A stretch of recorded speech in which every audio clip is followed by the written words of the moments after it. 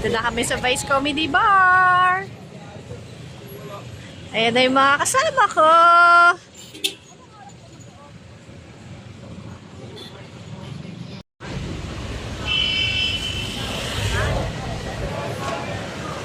Here we are!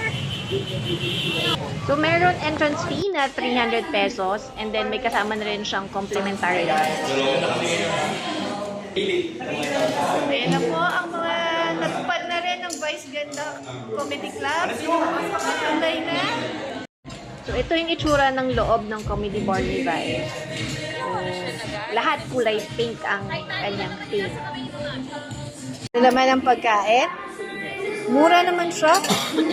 929, 629, 829. Good enough para sa price. May sisig? Siguro. Ayun, fried sisig. Ayan, may sisig. 279 lang. May pizza din. Fried sisig rice. So, may mga side dish, may salad, may pasta noodles, may Bar chow starters. Malaki po discount namin kasi may PWD kami kasama. Ito yung mga menu kay Vice Ganda. Reasonable naman siya. Good for sharing. Yan. Rice signature. Wow. So, kung gusto nyo ng alak, ayan po. May Uy, tequila. ang favorite. Margarita. The margarita girl. Yan. Uy, margarita favorite ni Maxi. Yung mga mahihilig sa alak, ayan po ang mga menu. Ay, dito yung hamilo. Sa loob yung mga margarita. So, ayan yung mga order namin. Pizza, fried chicken, french fries, nachos, sisig, basta madami kami in order, pero hindi isang bagsakan kasi hindi na-explain sa amin mabuti. Pwede naman nating dagdagan Nung nagbayad kami ng entrance fee, we thought na yun lang. Pero meron ka pa palang kailangan i-accumulate na 1,100 per person at non-consumable siya.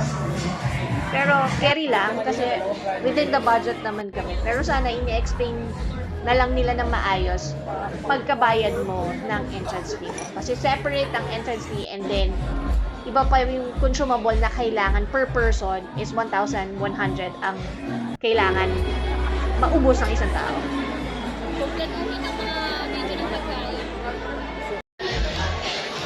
Ano masasabi niyo sa food ni Vice Ganda?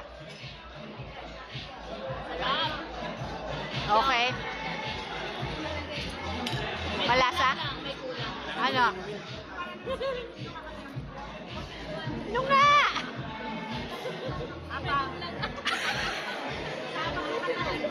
Wala sila. Nag-order kami sa... Wala.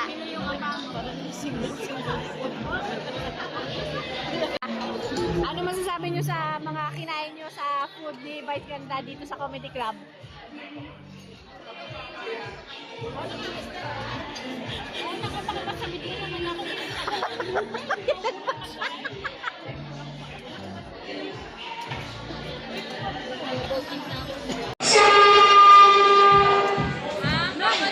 Religyoso ng linggo pero pagdating ng Lunes nagtotongits ha.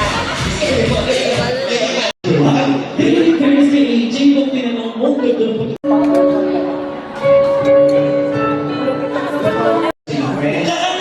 hindi tayo pinapahiya sa tao. Ayaw mo ba?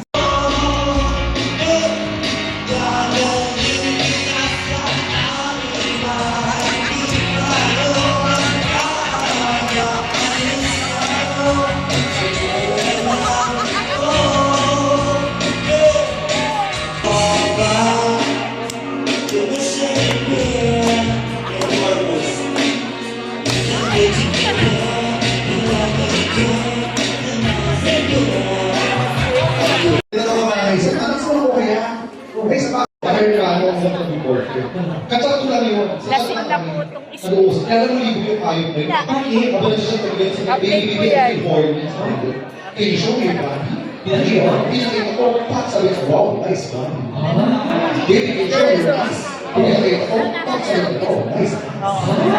Pinakita ko, face, pinakita ko, sabi ko, what?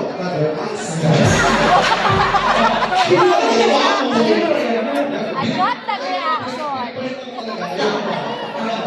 Actually, siya din ako nakuwi. So, kung pinipalit mo, ano lahi pinipalit mo? Australian. Kaya mo,